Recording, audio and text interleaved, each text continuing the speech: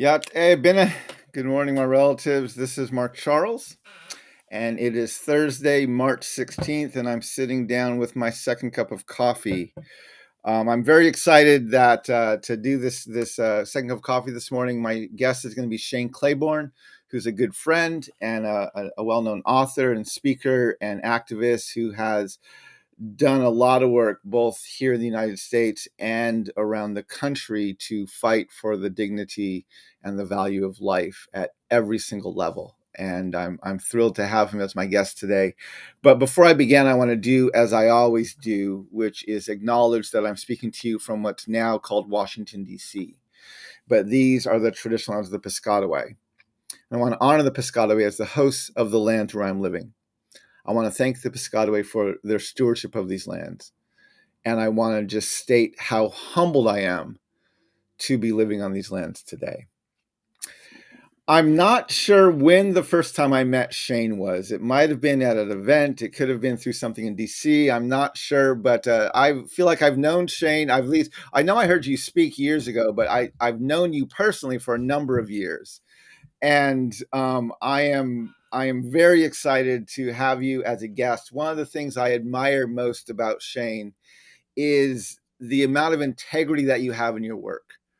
You don't just advocate for these things. You don't just talk about the things that you're passionate for. You live them out as best you can. And I have great appreciation and admiration for the integrity of your life, Shane. So I want to thank you for that. You have just published a recent book called Rethinking Life, and it's a challenging book, especially addressing some of the bigger questions regarding the value of life that faces the church today, which is both the death penalty as well as abortion and many other things. And I think Shane is doing a good job through this book to engage the conversation. And I'm excited to have a chance to talk to you for a few moments about this, Shane. So thank you, Shane. Welcome to my second cup of coffee. Yeah, buddy. Thank you. It's good. Always good to be with you. I got my second cup of tea right here, and I'm in Philadelphia, land of the Lenape people, and always a gift to be together, my brother. Yeah. Yeah, well, thank you. There's so many places that we could start, but I'll just jump right into your book. I heard about your book last year in 2022. I think I was just leaving for my book tour, and I was beginning this 10,000-mile trek back and forth across the country to promote Unselling Truth. And I got an email from you stating that you were writing that you're working on this book. It was in the editing process, and you had included some stuff regarding Unselling Truths in it, and you would love if I had a chance to read it and give you some feedback on it. And I think And you totally didn't. and I think I might have even texted back. I had some good intentions, but I never got back to you. Stanley Hauerwas says that just shows you how much good intentions matter. And so as I drove across the country, it would come up into my mind every now and then, oh, I got to take a look at that book. And the problem was, I think he sent me a PDF with it. And it was, I mean, that's just one of the problems, but it was a PDF. I couldn't listen to it while I was driving in the car, and my daily schedule was packed. And I got past the deadline. I never had chances to sit down and read it. So It's when all I good, when man. I It's all purchased your good. book on Audible, which I purchased it and I've been going through it, I'm like, okay, I have to make sure I catch the sections where you reference Unselling Truths. And the two sections, there's two chapters where you kind I of know what you did, Mark. You went through and you looked for the credits where it has your book line. Yeah. I actually didn't even do that. I didn't do that. I listened to. I'm going through it chapter by chapter, but then just before the interview, I thought, okay, I have to make sure I have the references for On Something Truth, and so I found those two references specifically. But yeah. So anyway, there's some things I want to talk about that. But as I was reading and listening through your book, one of the impressions I got, and this is something that I think I've tried to do with Unselling Truth. We're on Selling Truth. We wrote that, Sung-Chan and I, as a public rebuke of the church. Our audience wasn't necessarily the church, but the book was I was writing for a more national audience, but I wanted to see us point out and call out and even rebuke the church in a public way for what it has been complicit in for 1600 years. And I felt like one of your audiences that you were trying to address in this book was the broader Christian church, that by and large supports things like the death penalty, by and large has a very um, has has changed the abortion question into a question not of pro-life but of pro-birth, and not dealing with the value of life at any other level beyond that. And so I felt like it seemed to me as I was listening through it that you were addressing the church, at least as one of your primary audiences. But I'm curious, who was your audience for this book, and who were you hoping to address as you wrote it? Well, I like stories, and because I think stories reach a lot of people. So I kind of began with my own uh,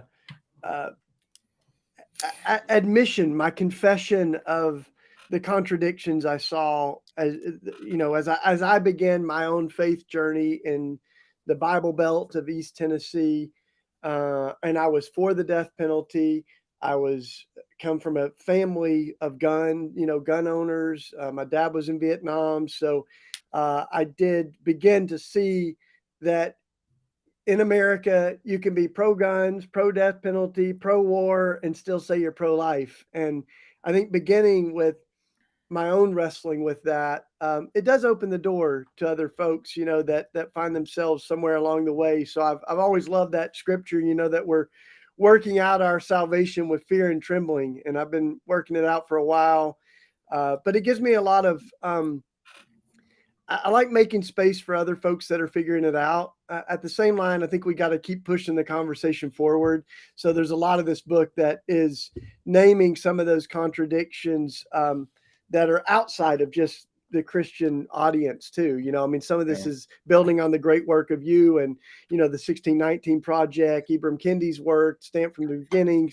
All this stuff that's about truth telling more broadly. But I also think a part of that truth telling is telling the truth about uh, Christian history, and both at our best and at our worst. Yeah, as I said earlier when I was introducing you, I love your integrity, right? Not only do you have a value for the poor, you live you live in a very urban neighborhood, and you've spent time in Calcutta. You've worked alongside Mother Teresa. Not only are you anti-war, you've traveled to Baghdad and Iraq, and you've done some things. Not only are you anti-gun, but you are actually working to melt down guns and turn them into tools and things like that.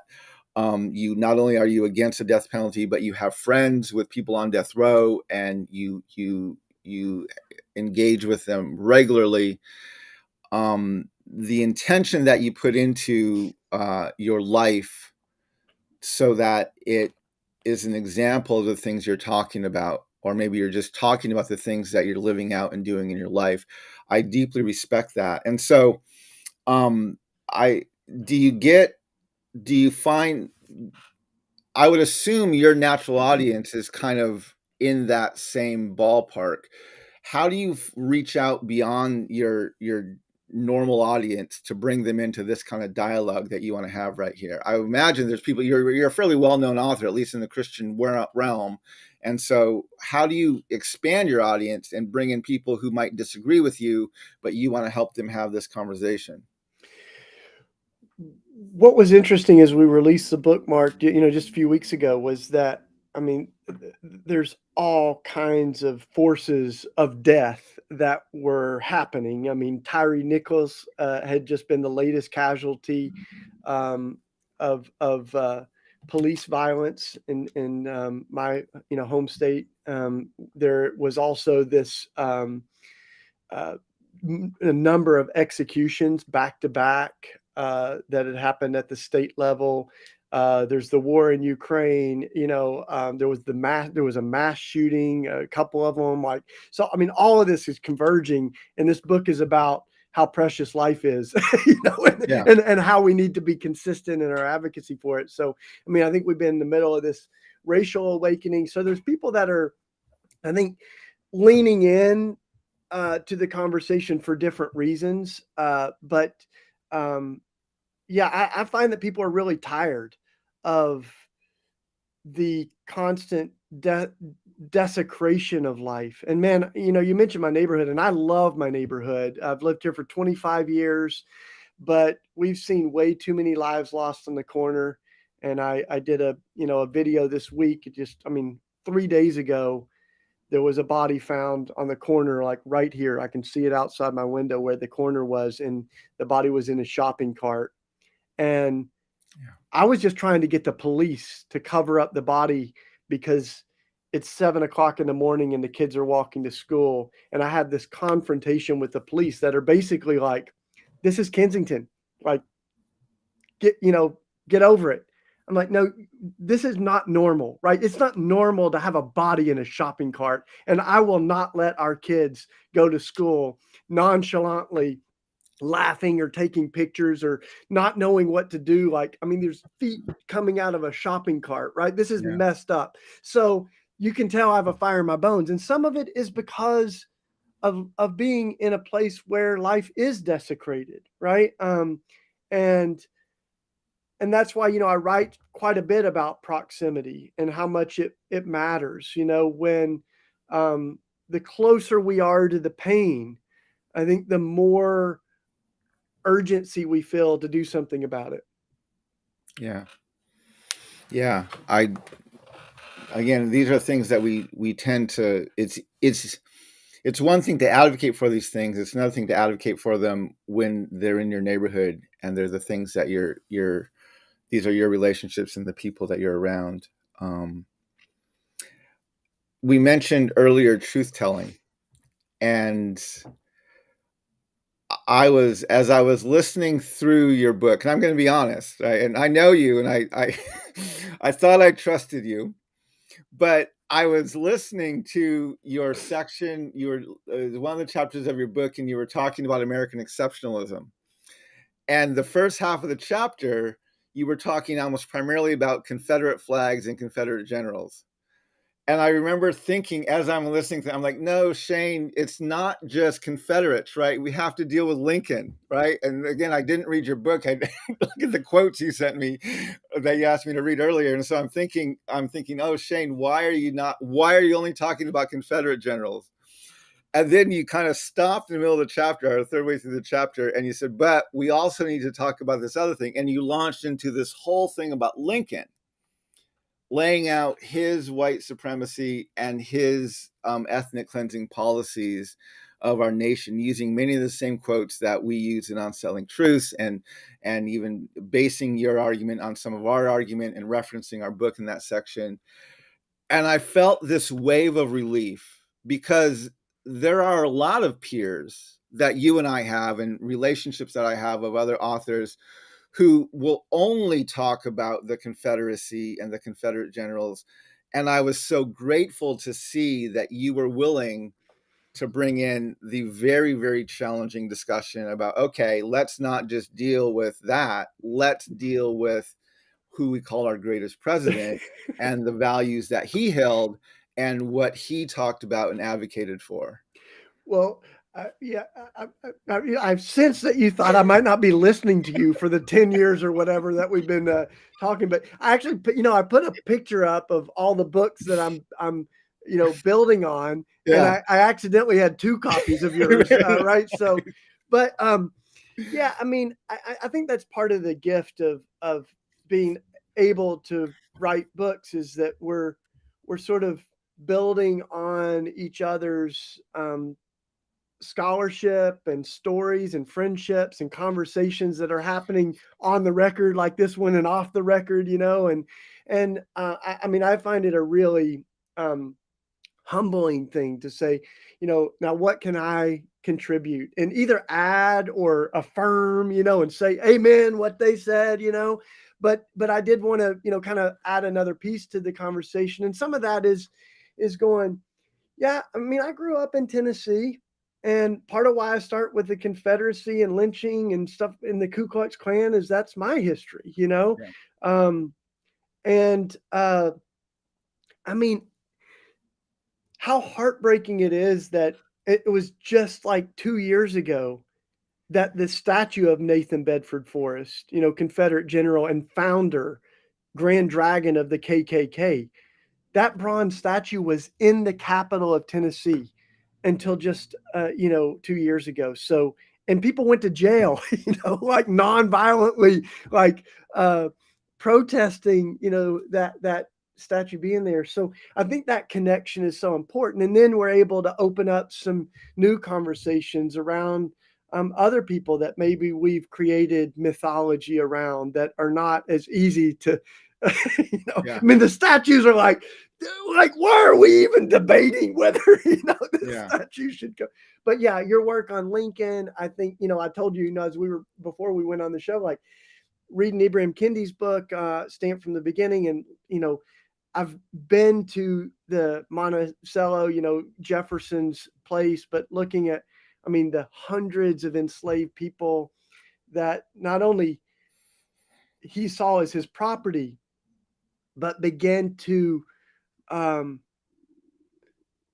I mean, I don't know a word for it other than the exploitation or of Sally Hemings, who was 14 years old when he uh, and still enslaved, even as she was made to be. And I mean, so these stories, like, we've got to tell the whole truth, and people can be complicated. People can say things that are true and beautiful, and do and say things that are terrible at the same time. So anyway, thanks. And I think Lincoln was really an important part of American mythology to Yeah. demythologize. Yeah. Now I'm curious, have you gotten much feedback, comments on the book or letters who have touched on your Lincoln content that you put in there? I have bodyguards now, Mark. No, I'm just kidding. Kind of. Yeah, no, I like. Yeah, I mean, people. I think when you touch on the mythology, when you name things as idols, as I think our weapons are. Yeah.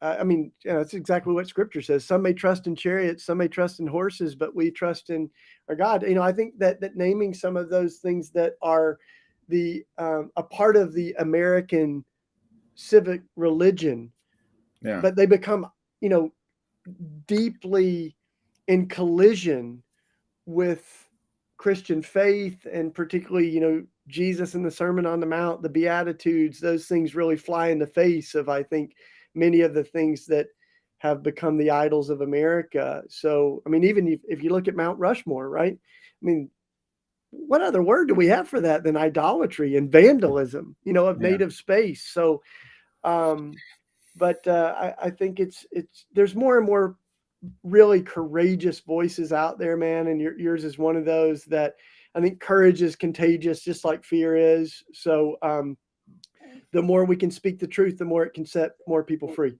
Yeah. Well, I could go several ways with this right now. I mean, one of the things my goal is to make our nation as disgusted with the Lincoln Memorial as we are with statues to Confederate generals. Like that's one of my goals. I want to see. I would love to see the Lincoln Memorial taken down in my lifetime, and because we're like we can't honor someone who did these horrific things and gave our nation, our society, the tools it's using today to keep people of color oppressed the way that they are and marginalized. So that's one of my goals, is to do that. Um, and I think the Lincoln addressing Lincoln is so important because he not only is the symbol of American leadership or the greatest president, but he is literally the symbol of American salvation. This Christian empire, this heresy of Christendom, where right everyone knows enough about Lincoln and his bad history. They know at least enough not to read the Lincoln Douglas debates, right? They're like, yeah, I don't want to go there because that's gonna ruin my intentional ignorance. But so addressing Lincoln, it's not just tearing down an American hero; it's really tearing down a Messiah figure for the heresy of Christendom. And I found that the pushback I get from that is very, very strong because people, if you remove Lincoln, it removes this understanding of they live in a Christian nation. Mm. which they don't live in a Christian nation, but that's the heresy that they've chosen to believe. Anyway, so that's one of my long-term goals. But I, and we mentioned this earlier, right? You brought this up about you do a great thing of melting down gun casings and weapons and turning them into tools. And you want to share your recommendation you had before we started the show? Yeah, well, I mean, folks are probably a lot of folks may be familiar with the guns into garden tools. We make these garden tools out of guns. But the latest thing I was telling you that is that we also have bullet casings. So these brass bullets that when you come into our shop, Mark, there's a trash can, and people dispose of bullet casings. I mean, the fact that we have that many bullets. I'm not at the shop right now, but I can show you the the Yeah. the pile of bullet casings that we've gotten off of our streets, and then we melt those down. This is what we've been doing lately: is melting them into, like, this is a heart made out of one of those bullet casing, or a bunch of them melted down. So yeah, I said, that this is about rethinking our idols, and I think one way that we can name some of those is by who's on our coins. So I told you, we could take some pennies, and I don't know what you want to melt them into, but I've got the fire and the furnace, man. So if you bring the pennies, we can. I would love that, to take pennies, melt them down, and make them into something else. We obviously, you have all your equipment in where you live in Pennsylvania and Philadelphia, but I think we also have to do it in Chicago or in Illinois, Well, right? 'Cause we we got to might address want to this. check the law on this too, just to know exactly what the risk factor is. But I can neither confirm nor deny, Mark, that uh, there are stampers that you can also turn your Jacksons into Harriet Tubmans, and I may or may not have one of those stampers for my $20 bills. But anyway, yeah. Yeah. So anyway, I'll keep people informed if we when we I'll say if I'll say when we decide, when we're able to work it out, to melt down some pennies. And because I'm working on stuff in the next 2 years, I really want to address our nation's love affair with Lincoln and the mythology we've created around him. Um, One of the other things, I mean, there's several other things we need to talk about, but we're running out of time a little bit. But one of the things I would love to address is in your book, you address the notion and the understanding of eye for an eye and a tooth for a tooth. And you talk about how today most people would not advocate for that. Most people would say if you're taking that attitude individually, you're going too far and that's not a good way to go. But you also make the point, but we still do that as a society. Yeah.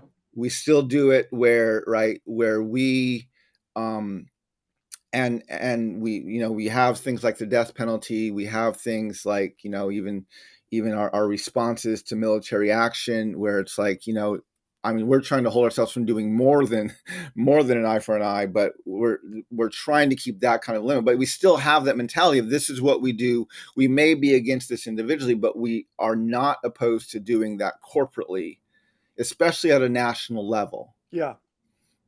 Talk a Yeah. little more So about that. yeah, this idea, this kind of framework for thinking about justice is ancient. I mean, it predated Scripture in the Bible, and it's scholars call it lex talionis, and it's where we get the notion of retaliation from. What it did was it was this framework for justice that said you can do reciprocal harm. So to set things right, you can hurt someone back exactly how they hurt you. But it was really specific that if someone broke your left arm, you can break their left arm. And it was, you know, we might think an eye for an eye, no more, because Yeah. that was the intention, was to stop the spiral of violence, because we know how it works. You break my arm, I'm gonna go break both your arms and burn down your mom's house, and the spiral of violence perpetuates itself. So it's interesting, though. I mean, we still do that as a nation, right? September 11th. Um, they killed 3,000 of our people, whoever they is. So then we're going to go and we actually killed 10,000, 100,000 people in retaliation from that. So this ancient law was to set a limit, which I think is a good start. Um, but you know, as scripture moves, it was actually limiting violence was the beginning, but you wanted to actually not mirror the violence. And that's why Jesus is so brilliant when he says, "You've heard it said, an eye for an eye, a tooth for a tooth. But I tell you this." And Jesus goes on in the Sermon on the Mount to suggest, like, you don't need, it may be legal, but that doesn't mean it's right. And Yeah. you should not return harm for harm. It's what all our, our parents taught us. Two wrongs don't make a right. So I think we know deep down, Mark, if you poke out my eye, the best version of justice is not to gouge out your eye. We don't Yeah. rape people who rape to show that rape is wrong. But somehow, in the most extreme case of murder, we still hold out that logic that we're going to kill to show that killing is wrong. And we end up mirroring the evil that we're actually trying to heal the world of. So I think, Jesus and even, Jewish Midrash and others were trying to correct that and go, no, no, no. Like, you don't return evil for evil. As scripture says, you overcome evil with good. Yeah. And I think when we see this, I'm listening through right now President Obama's book, A Promised Land. Obviously, I have huge problems with the title of his book and the way he affirms American exceptionalism. And there was a comment in the book that as I was going through it the other day, that really caught me, right? Because um, President Obama probably had more drone strikes than almost every other president. Like, he used drones fairly freely in his war on terror. And he had a comment earlier in the book. He was talking about coming into the White House, and one of the first things that happened after the inauguration was he was briefed on the football, which is the briefcase that has the nuclear codes in it, and that allows him to launch nuclear attacks. And he said, I have now been given the authority to launch nuclear weapons.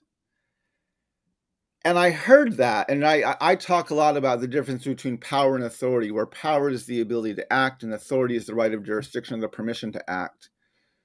And I would argue that phrase right there, used by him, which is he was given the authority to launch nuclear weapons, shows the arrogance of our nation and of our ideas about war and our value for the rest of the world, right? Where the world has not given the authority to this man to launch nuclear weapons. His Mm, country gave him the power to mm. do it. But I Well, would argue at no point does he have the authority, because right, that is a whole nother level of being able to do something. And our nation has very little, if any, authority in most respects, but we have a ton of power. And it struck me that here was this president who a lot of people really admired, but yet now he's talking like any other president of our nation talks, which is, yeah, I've been given the authority, that people approved, someone approved me to drop nuclear weapons. And it's like, that makes no sense to me whatsoever. You make a really important point that that our idolatry, our addiction to violence and militarism is not a partisan issue. I mean, you do that all the time. This is not a Republican problem. This is an American problem, and we've seen it over and over. Bush launched the most aggressive bombing campaign in human history with the shock and awe campaign in Baghdad. We were there standing against the war and the bombing, as you mentioned. I've got a piece of of shrapnel from one of those bombs that lies on my desk, and I went to a school that was bombed by the United States. I went to a hospital where the children's ward was bombed by U.S. and coalition troops. The Amaria shelter in Iraq was filled with women and children, and the U.S. dropped 2 smart bombs on that building and incinerated everyone there. And when Obama was president, Obama raised the Bush military budget Trump raised the Obama budget. Biden raised the Trump budget. And I mean, this hasn't ended. In 2016, you mentioned the bombings. Listen to this. We dropped 26,000 bombs in 1 year. In 2016, 72 bombs a day, 3 bombs an hour average. And Obama was president. Yeah. And so when we begin to think that America is God's messianic force, or as Dr. King said, the policeman of the whole world, that is a problem. And it's not just a political problem, it's a theological problem. Like we've replaced God with this idolatry of America as God's messianic force in the world. And that's a really dangerous thing. Yeah, I share this quote a lot with on my channels. After the terrorist attack in Afghanistan in 2021, Joe Biden essentially threatened nuclear war. We were all up in arms a few months ago when Vladimir Putin said something very similar regarding protecting his country. But when our president said this in 2021, no one batted an eye, where he said, "We will hunt you down and make you pay. I will defend our interests and our people with every measure at my command." And then to make it even more scary, right, he went on to say that those who serve through the ages have drawn inspiration from the book of Isaiah when the Lord says, "Whom shall I send and who shall go for us?" And he said the American military has been answering for a long time, "Here am I, Lord, send me. Here I am, send me." Right? We have a U.S. president threatening nuclear war and then telling our people that the American military is the army of God responding to a prophetic call on par with that of Isaiah the prophet. Yeah. I mean, this is horrifying rhetoric. Yeah, and that's part of why I wanted to write this in a way that challenges, just like you do, um, the political rhetoric. Because I mean Obama. So Biden switched his position on the death penalty, just as I did. I was pro death penalty for a long time, but right now we're going, okay. So if you're against the death penalty, tear down the federal execution chamber in Terre Haute, Indiana. Like that's something that President Biden can actually do that will make it harder for a new president to execute people. And yet we can't get him to do it. Like tear down the building that is designed for one purpose. Yeah. To kill people. Yeah. We are almost out of time here. And we didn't get to talk about one of the other important themes of your book, which has to be addressed within the church. And I want to talk about this for just a few moments so we don't ignore this very important conversation. And this is the whole question of abortion, right? Where for the church especially, the question of what can be done or can't be done to a child in a woman's body has been narrowed down to a very simplistic, singular binary issue, and it's the litmus test, right? When I was running for president, I was telling people, right, the reason that Roe versus Wade is the litmus test for Supreme Court judges is because the Constitution says nothing about we having a corporate value for life at any level, whether it's for the environment, for unborn children, or for women. Constitution never mentions women, says nothing about the environment. It's written to protect white landowning men. And so the reason it's the litmus test for Supreme Court judges is because whatever they rule is going to be entirely based on their own personal opinion, because there's nothing in the Constitution that talks about it. And so like you in your book, you go through how this became a singular binary issue for the church, and how it makes a very strong stance about being pro-birth, but says nothing about the value of life at any other level, whether it's people incarcerated, whether it's our enemies in war, or even the agency women should be able to have over their own bodies. Mm-hmm, mm-hmm. Yeah, I mean, so this I was very careful to say this book is not a book about abortion. It's a book about the preciousness of life, but you don't want to ignore abortion. I still think that abortion really matters. I want to reduce the number of abortions. And that's very unpopular on the left. But I think that um, what's listed over and over for the reason for having an abortion is financial viability and not feeling like the person has the resources to have a child or bring another child into the world and to their family. And so that you would think that the folks that want to reduce abortion would champion childcare and healthcare and a living wage and a lot of things that would make it more financially viable, but that hasn't been the case. So I think we can have a better conversation about abortion, but we also have to understand how this became the issue that eclipsed all other issues. And that's where I build on the great work of Randall Balmer on this, where he tracks historically how something that Jesus never talked about, that the Bible doesn't directly speak to in any way. And even, Jerry Falwell and others that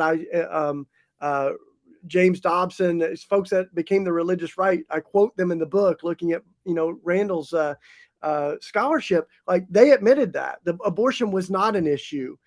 Even though it had been around for hundreds and hundreds of years, it was never a central issue for evangelical Christians. They saw it as a Catholic issue or just something that Christians could disagree on. Even the Southern Baptist Convention thought this is an issue that is complicated.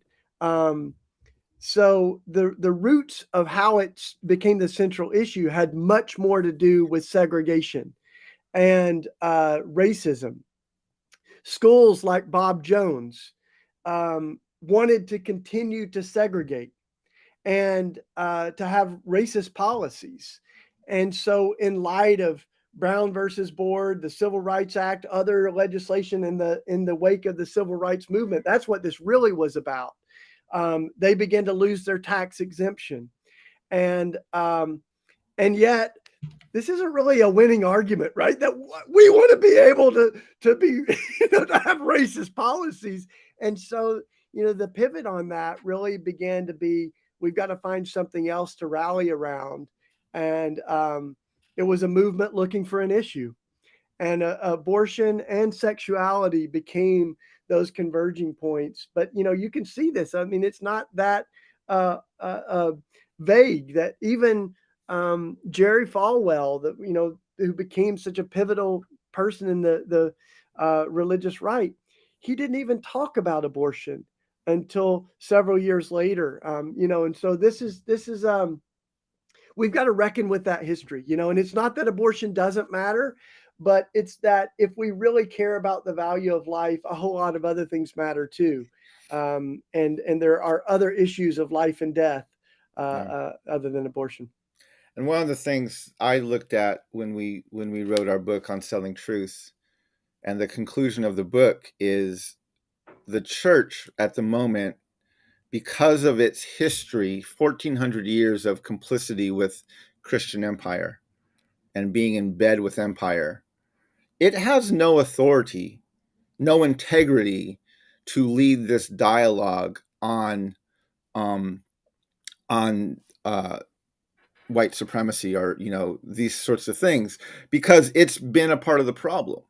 Mm. And one of the things I feel I feel strongly about regarding the issue of abortion is the role of the male voice in this to make any sort of deciding to make a deciding input based on the history of patriarchy and all of the crap that has been around for not just centuries but for millennia, right?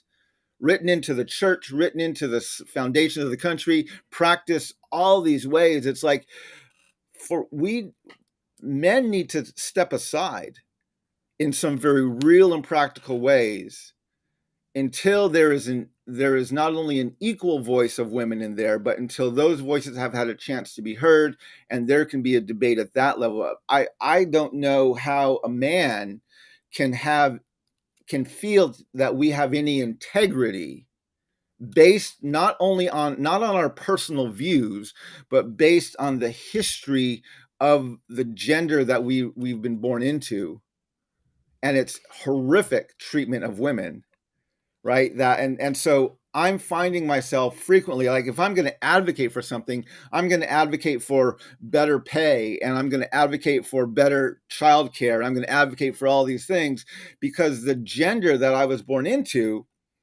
has a horrific track record Hmm. of Yeah. acknowledging the agency and the humanity of women, or of children for that matter. I would certainly resonate with the importance of, our history of manipulating women's bodies in this, and that's why, Dorothy Roberts' work, Killing the Black Body, and others were massively informative. A lot of women in my life helped shape how I write, and they were my first readers. My wife wrote a section of it, and so I think all of this was like me wrestling with, how do I continue to try to be a credible moral voice as a white man in Yeah, particular on this issue. And I mean, like, white men manipulated women's bodies when we, ended the transatlantic slave you know movement, and had to like produce enslaved people.